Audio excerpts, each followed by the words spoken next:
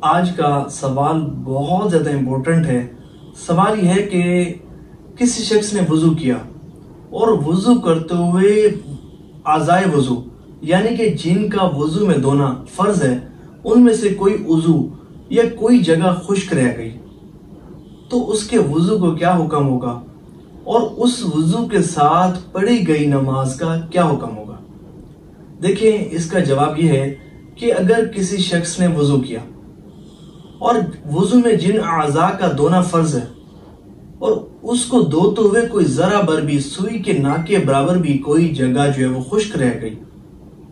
اور اس نے نماز اس طرح پڑھ لی تو اس کی نماز واجب الاعادہ ہوگی، یعنی کہ اسے اس نماز کو دوبارہ پڑھنا پڑے گا کیونکہ اس کا وضو نہیں ہوا اور وضو بغیر نماز نہیں ہوتی۔ اب یہاں سوال یہ ہوتا ہے کہ کیا اسے دوبارہ مکمل وضو کرنا پڑے گا؟ دیکھیں، اسے دوبارہ وضو مکمل نہیں کرنا پڑے گا، بلکہ وہ جو جگہ جو خشک رہ گئی تھی وضو کرتے ہوئے اس جگہ کو اگر وہ دھو لے گا تو اس کا وضو مکمل ہو جائے گا۔ اب اس وضو کے ساتھ وہ نماز پڑھ سکتا ہے۔